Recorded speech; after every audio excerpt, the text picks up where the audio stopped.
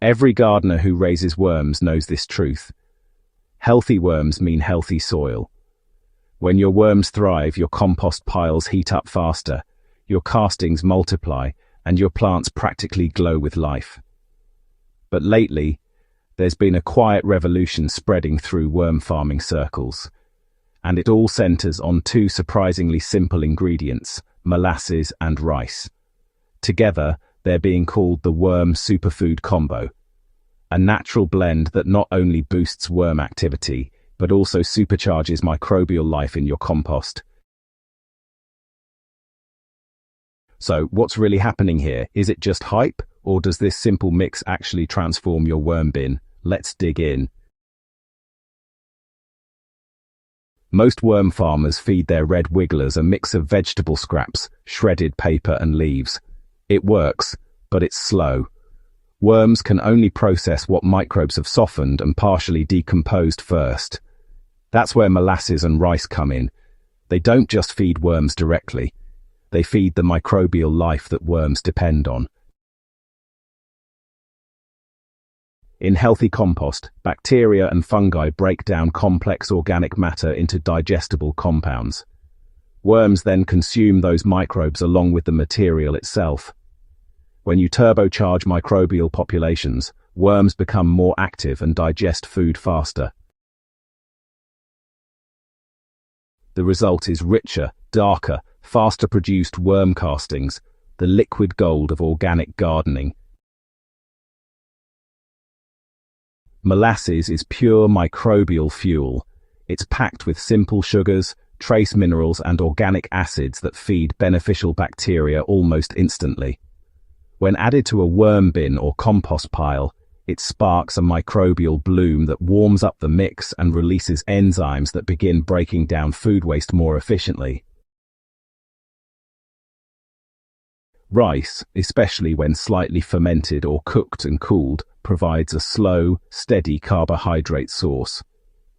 It acts as both food and structure, giving microbes a surface to grow on and giving worms something to tunnel through. The starch content helps maintain moisture and energy levels, while trace nutrients in the bran, if using brown rice, offer an extra mineral boost. Together, these two ingredients form a balanced energy system. Molasses fuels fast microbial bursts. You can sort of think of it as an energy drink for your compost. Rice, on the other hand, sustains long-term microbial and worm activity, like a slow-release meal. The key to success is honestly moderation and proper preparation. Too much molasses or rice can cause overheating, odor, or even anaerobic conditions. Here's the safe, effective way to use them. First, start with a molasses mix. In 1 liter of water, dissolve 1 tablespoon of unsulfured blackstrap molasses. Stir well until fully mixed. This will be your microbial activator. Okay, so step 2, prepare the rice base. You'll want to take a cup of cooked, cooled rice, and it's best if it's brown or unpolished, honestly. Never use hot or freshly cooked rice because it can compact and suffocate the worms, which is definitely not what we want. Just spread it thinly across the bin or mix it gently into the damp bedding. Next up, step 3, add the molasses liquid. You'll want to lightly sprinkle the molasses water over the rice and bedding until everything's evenly damp, but not dripping wet. This bit is important because it ensures the microbes get activated without drowning the bin. And now, step 4, cover and wait. Within about 24 hours, you'll notice there's a mild sweet smell and maybe a bit of warmth. That's just a sign of microbial bloom. The worms will quickly move toward that area and start feeding, so you're on the right track. So, you'll want to repeat this process once every 2 to 3 weeks, just alternating with your normal feedings of vegetable scraps and leaves. After just a few rounds, gardeners report, honestly, some astonishing changes. Worms become noticeably more active, their reproduction increases, and the compost darkens into a rich coffee-colored humus, much faster than before.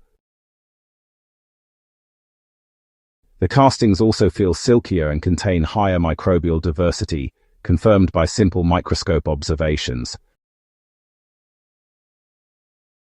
More importantly, plants fed with worm castings produced using the molasses rice combo show stronger root growth and better nutrient uptake.